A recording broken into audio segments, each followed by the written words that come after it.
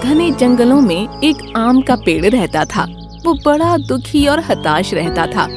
एक दिन घनी झाड़ियों के बीच से उसे किसी के आने की आहट महसूस हुई।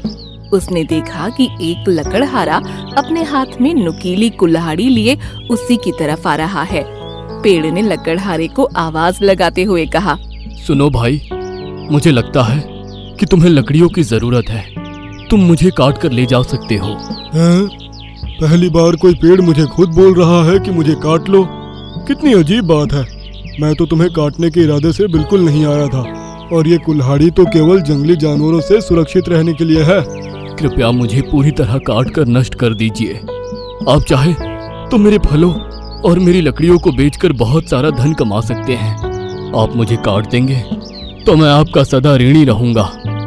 तुम इतने बड़े और घने हो, तुम्हारे ऊपर ये मीठे मीठे आम लटके हैं। तुम देख सकते हो, बोल सकते हो, सुन सकते हो। इतनी खासियत होने के बावजूद तुम अपने आप को मिटाना चाहते हो।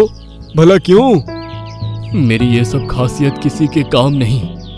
यहाँ पर बहुत से जंगली जानवर रहते हैं जो मेरी छाया के नीचे बैठकर ही शिकार करते हैं। शिकार करने के बाद जो मांस बच जाता है उसे गिद्ध खाने के लिए आ जाते हैं, जिसे देखकर कोई भी पक्षी मेरे ऊपर घोंसला नहीं बनाते। और हर दिन मुझे अपनी आंखों से हिंसा के अलावा कुछ देखने को नहीं मिलता। ना ही मैं किसी भी पक्षी को बचाने के लिए उसकी मदद कर पाता हूँ। पेड़ तो परोपकारी होते हैं, पर मैं अपने धर्म का पालन नहीं कर पा रहा हूँ, इसीलिए मुझे काट दीजिए। पेड़ की बातें सुनकर लकड़हारा बोला, यदि तुम्हारी यही इच्छा है तो मैं तुम्हें काट देता हूँ। लकड़हारा लकड़ियों और फलों के लालच में पूरे पेड़ को काट देता है। वो लकड़ियों और फलों को बेच देता है, जिससे उसके पास बहुत सारा धन एकत्रित हो जाता है। पर जब वो अपनी पत्नी को ये पूरी बात बताता है तो उसकी पत्नी उसे कहती है, आप धन के लालच में आकर इतना गिर जाएंगे, मुझे नहीं पता था। आपने एक परोपकारी पेड़ की मदद करने की बजाय उसे काट दिया। मैं इस धन को हाथ भी नहीं लगाऊंगी। ये पाप से कमाया हुआ धन है। तुमने मेरी आंखें खोल दी। यह तो मुझसे सचमुच बहुत बड़ा पाप हो गया। धन के लालच ने मेरी आंखों पर पट्टी बांध दी थी। मैंने अपने इन हाथों से उस पेड़ को नष्ट कर दिया। लकड़हारा और उसकी पत्नी अब आत्मग्लानि में डूब चुके थे। वो अपने आप को दोषी समझ रहे थे। वो कुछ दिनों तक उदास रहे, अपने पाप का प्रायश्चित करने की हर मुमकिन कोशिश करते रहे, पर उन्हें इस बात का दुख था कि वो उस पेड़ को जीवन नहीं दे सकते थे। तभी लकड़हारे को याद आया कि पेड़ के कुछ आम उसने अपने पास ही रखे थे और वो पूरी तरह से सूख कर गुठली हो चुके हैं। ये देखकर लकड़हारे को एक आस जागी, जिससे वो पेड़ को फिर से जीवन दे सकता था। वो दौड़ते हुए उन गुठलियों को पहाड़ों की तरफ ले गया, जिसके बाद उसने गुठली को पहाड़ की उपजाऊ मिट्टी में गाड़ दिया। अब वो प्रतिदिन आकर वहाँ पानी देने लगा। कुछ ही दिनों में वहाँ एक पौधा उगाया। उसे देखकर लकड़हारा और उसकी पत्नी बहुत खुश हो गए और कुछ ही महीनों में अब पौधा पेड़ बन गया। अब पहले की तरह ही पेड़ की आंखें, मुंह निकल आया। अपने आप को फिर से जीवित देखकर पेड़ लकड़हारे से कहने लगा, आपने मुझे फिर से जीवित कर दिया। अब मुझे वही हिंसा अपनी आंखों से देखनी होगी। ये सुन लकड़हारे ने पेड़ से कहा, अब तुम्हें किसी भी तरह की हिंसा देखने को नहीं मिलेगी। मैं तुम्हें पहाड़ों पर ले आया हूँ।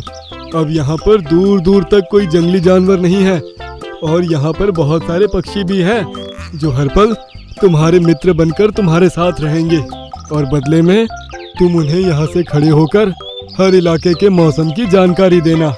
पेड़ ने लकड़हारे को धन्यवाद दिया। लकड़हारा और उसकी पत्नी भी अपने पाप से मुक्त हो चुके थे। बहुत पुराने दिनों की बात है। एक घने जंगल में दो पेड़ आसपास खड़े थे। एक था आम का पेड़ और एक था बादाम का पेड़। आम का पेड़ स्वभाव से हंसमुख और विनम्र था। वह चिड़ियों को अपनी शाखाओं पर बैठने देता, घोंसला बनाने देता और ताजे रसीले आम खाने को देता। वह चलते मुसाफिर को शीतल छाया देता और आंधी आती तो डट कर खड़ा रहता। परंतु बादाम का पेड़ बिल्कुल भी उदार नहीं था। वह हमेशा अपनी शाखाओं का ख्याल रखता था। वह बहुत अधिक अभिमानी था कि वह ज्यादा ऊंचा है और ज्यादा हरा भरा भी। उसने कभी भी किसी पक्षी को अपने ऊपर बैठने नहीं दिया। जो कोई भी उस पर बैठने की कोशिश करता उसे वह उठा देता। एक दिन कुछ पक्षी बादाम के पेड़ के पास आए। बादाम का पेड़ बोला, ए, दफा हो जाओ, वहाँ उस आम के पेड़ के पास जाओ। तुम सब मेरी टहनियों पर बैठकर मुझे खराब कर रहे हो। तभी आम का पेड़ बोला, वो पक्षी केवल घोंसला बनाना चाहते हैं। वो पक्षी बहुत ही सुंदर है और बहुत सुरीले गीत गाते हैं। पता है, सब उबाऊ गीत बेसुरी आवाज में। बादाम का पेड़ आगे बोला, अब सुनो, मैं किसी को अपने पत्तों से पास आने नहीं दे रहा। वो मेरी सुंदर टहनियों को बिगाड़ देंगे। तुम उन्हें अपने ऊपर बैठने दो।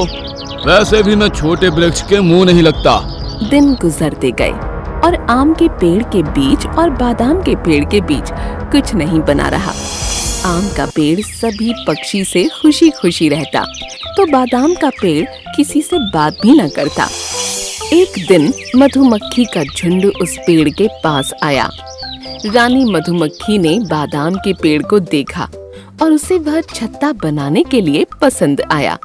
वह बोली, अरे वाह, यह पेड़ तो मजबूत और सुंदर है। हमारे छत्ते बनाने के लिए सही रहेगा। अच्छा, तुम्हारे बाप का राज है कि यहाँ छत्ता बनाओगी? मुझे मेरी टहनियों पर तुम्हारी वो चिपचिपाहट नहीं चाहिए और तुम सारा दिन भनभनाती रहोगी। जाओ यहाँ से। यह सुनकर रानी मधुमक्खी नाराज हो गई, पर तभी आम का पेड़ बोला, देखो मेरे दोस्त, वो मधुमक्खियाँ हैं और वे हमारी प्रकृति का अहम हिस्सा है। उन्हें हमेशा वृक्ष की जरूरत होती है। यदि हम एक दूसरे की मदद नहीं करेंगे तो प्रकृति का संतुलन कैसे रहेगा? तुम मुझे भाषण मत दो। अगर तुम्हें प्रकृति का इतना ही परवाह है तो तुम उन्हें छत्ता बनाने दे दो और मुझे ज्ञान देना बंद करो, समझे? बादाम का पेड़ गुस्से से बोला। यह बात सुनकर आम के पेड़ को बहुत दुख हुआ, पर उसने कुछ न कहा। उसने मधुमक्खियों को अपने पास बुलाया और उसकी टहनियों पर छत्ता बनाने को कहा। इस पर रानी मधुमक्खी बोली, तुम कितने दयावान हो आम, हमें तुम्हारी टहनियों पर छत्ता बनाना पसंद आएगा। फिर मधुमक्खियों ने अपना छत्ता आम के पेड़ पर बनाया और वहां रहने लगी। आम के पेड़ को कोई फर्क न पड़ा उनके छत्ता बनाने से या शहद के चिपचिपाहट से। दूसरी ओर बादाम के पेड़ ने उसके पास कोई भी आता उसे भगाने लगा, उन पर डांटने लगा। बेचारे पक्षी उसके पास जाने से भी डरने लगे। कुछ दिनों बाद एक लकड़हारा जंगल में आया। उसे घर बनाने के लिए लकड़ी की जरूरत थी। उसने आम के वृक्ष को देखा और उसे काटने का फैसला किया, पर अचानक उसकी नजर पेड़ के ऊपर मधुमक्खी के छत्ते पर पड़ी। बाप रे, इस पेड़ पर तो मधुमक्खी का छत्ता है। मधुमक्खियाँ मुझे डंक मारेगी अगर मैंने इस पेड़ को काटा तो। नहीं, मुझे कोई दूसरा पेड़ खोजना पड़ेगा। लकड़हारा खुद से बोला। फिर उसकी नजर पास ही खड़े बादाम के पेड़ पर पड़ी। उसे वह बहुत पसंद आया। अरे, ये पेड़ तो आम के पेड़ से भी ऊंचा और मजबूत है। इसकी लकड़ियों से मेरा घर बहुत मजबूत और टिकाऊ बनेगा। चलो, इस पेड़ को ही काटता हूँ। और इस तरह लकड़हारा बादाम के पेड़ को काटने लगा। बादाम का पेड़ रोने लगा। अरे भाई, मुझे क्यों काट रहे हो? मैंने तुम्हारा क्या बिगाड़ा है? मुझे बख्श दो। मेरी हरी भरी टहनियों को मत काटो। यह कहकर बादाम का पेड़ रोने लगा। आम का पेड़ सब देख रहा था। उसने मधुमक्खियों को पास बुलाया। सुनो मधुमक्खियों, बादाम का पेड़ खतरे में है, हमें उसकी मदद करनी चाहिए। इस पर रानी मधुमक्खी बोली, पर हम उसकी मदद क्यों करें? तुम्हें अच्छी तरह पता है ना कि वह किस तरह का पेड़ है। उसने हमें छत्ता बनाने से मना किया था। भला हम उसकी मदद अब क्यों करें? उसी वजह से जैसे मैंने उसे तुम्हारी मदद के लिए कहा था। पर तुम्हें पता है ना उसने तुम्हारे और हमारे साथ कैसा व्यवहार किया था। यदि उसने खुद पर मधुमक्खियों का छत्ता बनाने देता तो शायद आज वह बच जाता। उसे वही सजा मिल रही है जिसकी वह काबिल है। मधुमक्खी बोली। ऐसी बात नहीं है रानी मधुमक्खी, किसी ने तुम्हारे साथ बुरा व्यवहार किया है इसका मतलब तुम्हें भी उसके साथ बुरा व्यवहार नहीं करना चाहिए। ये जंगल हम सबका है, हम उसे इस हाल में नहीं छोड़ सकते, जबकि उसे हमारी मदद की जरूरत है। आम का पेड़ बोला। तुम सही कह रहे हो दोस्त, हमें बादाम के पेड़ की मदद करनी होगी।